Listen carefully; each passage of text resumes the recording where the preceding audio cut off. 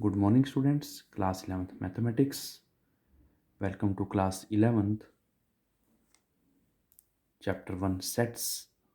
We're starting first chapter of class 11th Mathematics, that is set theory sets. What are the basics of this chapter? First of all, we will discuss the basics of this chapter. What are natural numbers, which we already studied in lower classes. ठीक है, class 6, 7th, 8th, 9th, 10th. What are natural number? The number which start with 1, 2, 3, 4 up to कहाँ तक? n तक. What are whole number? Represented by letter W. Start with 0, 1, 2, 3, 4 up to n.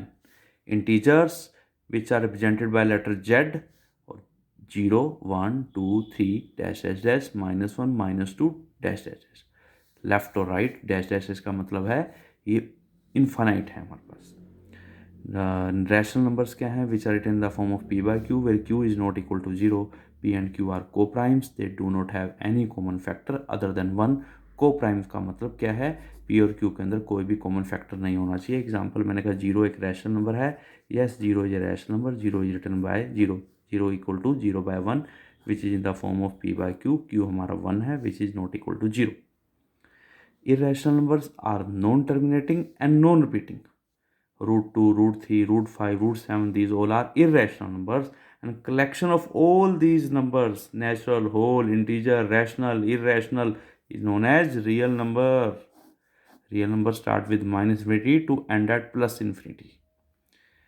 बेटे ये तो सारे basic थे जो आपने लोअर क्लासेस में ऑलरेडी पढ़े हुए थे. अब हम पढ़ रहे हैं definition of a set. What is a set? Chapter 1 का the first topic, what is set, definition of a set. Set is a collection of well defined distinct objects. इस डेफिनेशन के 2 पार्ट्स हैं, well defined and distinct objects. Well defined का meaning क्या है? Information क्या है? Correct है. And distinct object का मीनिंग है no repetition. Well defined meaning information is correct and universally accepted. Means हर जगह वो इन्फॉर्मेशन हमारी एक्सेप्टेड होनी चाहिए, करेक्ट होनी चाहिए. और डिस्टिंक्ट ऑब्जेक्ट का मतलब है उस सेट के अंदर कोई भी एलिमेंट रिपीट नहीं होना चाहिए. There will be no repetition. बहुत सारे सेट्स हैं, जैसे मैंने कहा आपकी क्लास के अंदर 50 स्टूडेंट्स हैं. 50 स्टूडेंट्स एक सेट है क्योंकि 50 के 50 स्टूडेंट्स की इन्फॉर्मेशन बिल्कुल करेक्ट है और उनमें कोई भी रिपीट नहीं कर रहा. ठीक है. मैंने कहा set of vowels of English alphabet. अब इंग्लिश के अंदर हमारे पास 5 वोवल्स हैं, A, E, I, O, U. ये 5 वोवल कहीं भी चले जाओ आप, चाहे किसी सिटी में चले जाओ, किसी कंट्री में चले जाओ, किसी विलेज में चले जाओ, कहीं किसी स्ट्रीट में चले जाओ, कहीं भी चले जाओ, ये 5 के 5 वोवल्स ही रहेंगे, A, E, I, O, U. ठीक है जी. And these all are distinct. इनमें कोई भी लेटर रिपीट नहीं कर रहा. तो this is example of a set. Set क्या कलेक्शन है? किसकी? ऑब्जेक्ट्स की. और वो वेल डिफाइंड होने चाहिए और डिस्टिंक्ट होने चाहिए. मैंने कहा collection of month of a year beginning with letter J. अब जे लेटर से कौन कौन से मंथ आते हैं साल के? जनवरी, जून एंड जुलाई. कहीं पे चले जाओ ये जनवरी, जून और जुलाई होंगे. इसके अलावा कोई भी लेटर जे से स्टार्ट नहीं होगा. ऐसे बहुत सारे एग्जांपल्स हैं सेट्स के हमारी लाइफ के अंदर जो हम देखते हैं. मैंने कहा सेट ऑफ नेचुरल नंबर, ये बताया, ये set of natural number, set of whole number, set of integer, set of rational number, set of irrational number, set of real numbers. These all are set. इनमें कुछ हमारे finite होंगे, कुछ infinite होंगे, जो कि हम लेटर डिस्कस करेंगे आपके साथ. क्लियर है बेटा? सेट की डेफिनेशन पता चल गई. Set is a collection of well defined distinct objects.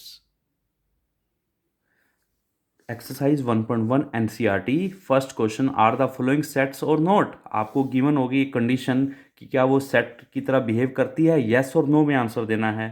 And justify. मैंने कहा collection of all the months of a year beginning with letter जे.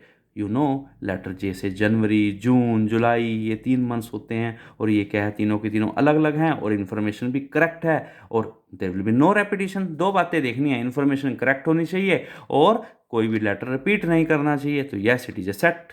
मैंने कहा collection of 10 most talented writers of India. बेटे India के 10 most talented writers. मैं कहूँगा it is not a set. It is not a set का क्यों? Why it is not a set? Because बेटे talented writers of India, ये हर person का अपना अलग पर्सपेक्टिव है, अपना अलग, हर पर्सन का अपना अलग व्यू है. जहाँ हम इस तरह की एम्बिग्यूटी आ जाए, जहाँ पे पर्सन टू पर्सन वेरी कर जाए, तो that is not a set. ठीक है जी, जहाँ हर पर्सन का अपना अलग व्यू है कि आप तक किसी पर्सन के लिए कोई टैलेंटेड है, कि आप तक किसी के लिए कोई और टैलेंटेड है, इसलिए it is not a set because different person give different views. Yes, it is not a set. Collection of boys in your class, मैंने कहा आपकी क्लास में, आपकी क्लास के अंदर अगर 15 बॉयज़ है तो 15 के 15 ही रहेंगे, उनकी इन्फॉर्मेशन भी करेक्ट है और कोई रिपीट भी नहीं कर रहा है। Yes, it is a set. Next topic है बेटे symbol this is a belongs to and this is does not belongs to. बेटे बिलोंग्स टू को हम एप्साइलन, इस सिंबल को एप्साइलन बोलते हैं, and this is does not belong to, ये डज नॉट बिलोंग टू आएगा। ये आपको एक सेट गिवन है 1 2 3 4 5 6, ये सेट है, ये हमारे पास क्या है, एक सेट है, और मुझे इसके अंदर इंसर्ट करना है कौन सा सिंबल, या तो ये एप्साइलन या डज नॉट बिलोंग्स टू। ठीक है, सेट के अंदर है 1 2 3 4 5 6 एलिमेंट्स हैं। क्या 2 इस सेट को बिलोंग करता है? आप देखिए, क्या 2 इसका मेंबर है? यस है, तो 2 बिलोंग्स टू आ जाएगा। क्या 5 इसको बिलोंग करता है? यस, 5 बिलोंग्स टू आ जाएगा। क्या 0 इसको बिलोंग करता है? 0 डज नॉट बिलोंग टू आएगा। क्या 7 इस सेट के अंदर लाई कर रहा है? नहीं कर रहा, तो 7 डज नॉट बिलोंग्स टू आएगा। 10 इसका मेंबर है? 10 डज नॉट बिलोंग्स टू आएगा। 8 इसका मेंबर है? 8 इस सेट में नहीं है, तो it does not belongs to आएगा। 2 इसका मेंबर था, तो 2 बिलोंग्स टू आ गया। और मैं कहूँ क्या 1 इसका मेंबर है? यस, 1 इसमें बिलोंग्स टू आ जाएगा, क्योंकि 1 इसके अंदर पड़ा है। Representation of a set, set को हम दो फॉर्म में रिप्रेजेंट कर सकते हैं, one is the roster form, second one is the set builder form. अब रोस्टर फॉर्म क्या है बेटा, आप सेट को कैसे रिप्रेजेंट करते हो? The very first is the roster form. Roster form क्या है? Elements are written in braces, elements are written in braces and separated by commas. Braces का मतलब क्या है? करली ब्रैकेट। ब्रेसिस का मतलब क्या है? करली ब्रैकेट। सेट के एलिमेंट्स को हमेशा हमने किस में रिप्रेजेंट करना है? करली ब्रैकेट के अंदर, इसमें करली ब्रैकेट के अंदर हमने उसको रिप्रेजेंट करना है, इसको हम ब्रेसिस का नाम देते हैं। क्लियर है बेटा? अब मैंने आपको एग्जांपल्स करा रहा हूँ। द वेरी फर्स्ट एग्जांपल है हमारे पास कि set of natural number less than equal to 5, less than equal to 5, less than equal to 5। ठीक है जी। अब ए के अंदर एलिमेंट्स लिखने हैं जो कि नेचुरल नंबर होने चाहिए, less than equal to 5। Natural number 1 से स्टार्ट होते हैं, 1 2 3 4 5। ठीक है जी, separated by commas and enclose in curly bracket. तो ये रिप्रेजेंटेशन है, कौन सी फॉर्म है ये? Roster form. सेकंड, मैंने कहा B is a set of letters of the word trigonometry. अब इसके लेटर्स लिखने हैं आपने, ये याद रखें सारे लेटर आने चाहिए, लेकिन कोई भी रिपीट नहीं करना चाहिए। टी आ गया, आर आ गया, आई आ गया, जी आ गया, ओ आ गया, एन आ गया, लेकिन ओ आ चुका है दोबारा नहीं आएगा, एम आ गया। ठीक है जी, ई लिख दिया आपने। ठीक है जी, टी आ चुका है दोबारा नहीं लिखना, आर आ चुका है दोबारा नहीं लिखना, और वाई आ गया। आपने सारे लेटर लिख दिए, लेकिन कोई भी रिपीट नहीं करना चाहिए। टी आ गया, आर आई जी ओ, उसके बाद एन, एन के बाद ओ दोबारा नहीं लिखना, एम आ गया, फिर ई आ गया, फिर टी आ चुका है, आर आ चुका है दोबारा नहीं लिखना, वाई आ गया। Set of vowels of English alphabet, तो set of vowels of English alphabet, तो वोवल्स कौन कौन से हैं? ए ई आई ओ यू, 5 वोवल्स हैं, आपने उसको करली ब्रैकेट में डाल दिया, separated by commas. D x, X is an integer और एक्स की वैल्यू -3 से 7। बेटे आपको पता है ये इंटीजर है, ये नंबर लाइन है। नंबर लाइन में क्या आ गया? 0 1 2 3 4 5 6 7, इधर -1 -2 -3 -4। तो आपने क्या लिखने हैं कि डी के अंदर सारे इंटीजर्स होने चाहिए, वो सारे इंटीजर्स जिसमें एक्स की वैल्यू -3 से तो ग्रेटर हो, -3 से ग्रेटर मीन्स -2 -1 0, और 7 से कम मीन्स 6 तक होनी चाहिए। तो -2 -1 0 1 2 3 4 5 6। ना हमने 7 लेना है ना -3 लेना है, क्योंकि 7 से लेस होना चाहिए और -3 से ग्रेटर होना चाहिए। E X, X is a 2 digit number such that sum of digits is 8, जिनका सम ऑफ डिजिट्स क्या हो? 8 हो, सम ऑफ डिजिट 8 हो। बेटे देखो 2 डिजिट नंबर स्टार्ट होते हैं, अगर मैं 2 डिजिट नंबर की बात करूं 10 11 12 13, और ये कहाँ तक जाते हैं? 99 तक जाते हैं। तो आपने वो सारे 2 डिजिट नंबर भरने हैं इसके अंदर कि जिनका सम ऑफ डिजिट्स 8 हो। सम ऑफ डिजिट 8 मीन्स जैसे मैंने कहा 17 है, इन दोनों का सम 8 है। जैसे मैंने कहा 26 है, इन दोनों का सम 8 है। जैसे बेटा मैंने कहा 35 है, 5 + 3 8 हो गया 35। ठीक है जी। अगला मैंने कहा 44 हो गया, क्योंकि 4 + 4 8 होता है। अगला 53 हो गया, 5 + 3 8 है। 62 हो गया, 6 + 2 8 है। 71 हो गया, ये 8 है। और हमारे पास 80 हो गया, 8 + 0 8 है। 2 डिजिट नंबर सारे डालने हैं जिनका सम ऑफ डिजिट्स कितना होना चाहिए हमारे पास? 8 होना चाहिए। x is a prime number which is a divisor of 60, 60 का डिवाइजर बेटे, 60 के डिवाइजर, 60 के फैक्टर बना लो, कितना हो गया, 2 पे क्या हो गया, 2 पे क्या आ गया 30, 2 पे क्या आ गया हमारे पास 15, 3 पे क्या आ गया 5, 5 पे क्या आ गया 1। अगर किसी ने लिख दिया f के अंदर हमारे पास फैक्टर कौन से हैं 60 के, 2 2 2 3 5, तो आपका गलत हो जाएगा, दिस इज़ रॉन्ग, बिकॉज आपने 2 को क्या कर दिया, 2 बार लिख दिया। सेट की डेफिनेशन क्या है, कोई भी एलिमेंट रिपीट नहीं करना चाहिए, तो आंसर आएगा 2 3 5, दिस इज योर आंसर। तो सेट का आंसर है 2 3 5। जी एक सेट है, उसके अंदर एलिमेंट्स x है और x एक इंटीजर है और उसकी value less than equal to 4 है।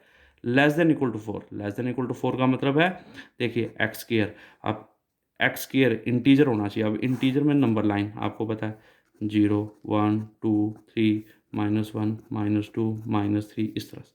अब लेस उसका स्क्वायर, उस नंबर का स्क्वायर, अगर मैं -2 का स्क्वायर करता हूँ तो 4 आ जाता है, -1 का स्क्वायर करता हूँ 1 आ जाता है, 0 का स्क्वायर करते हैं तो 0 आता है, 1 का स्क्वायर 1 आता है, 2 का स्क्वायर 4 आता है।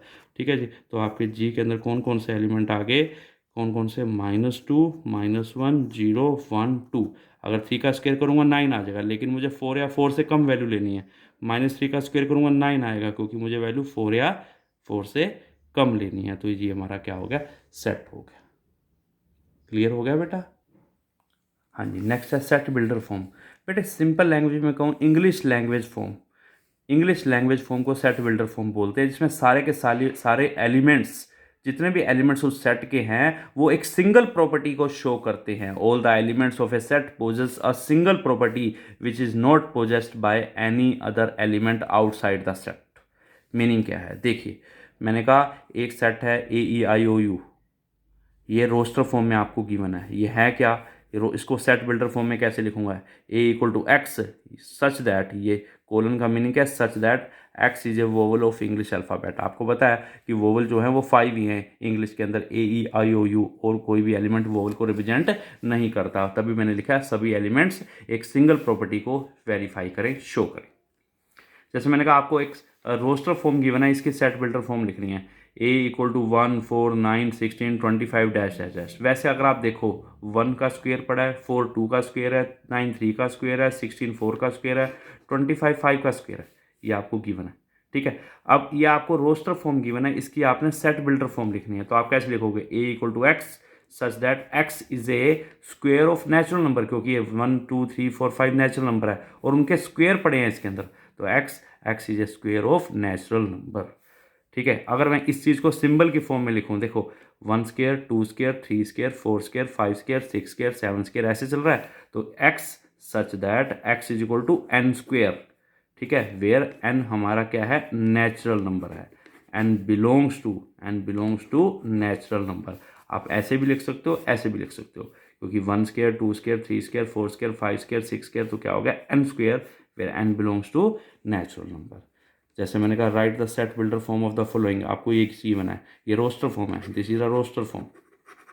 आपने इसकी सेट बिल्डर फॉर्म लिखनी है, कैसे लिखोगे, देखो 3 6 9 12, 3 × 1 6, 3 × 2 3 × 3 3 × 4, तो कैसे लिखूंगा, A = X such that X = 3n, where n is a natural number, और n की वैल्यू कहाँ से कहाँ है बेटा, n 1 2 3 4, 1 से लेके 4 तक है।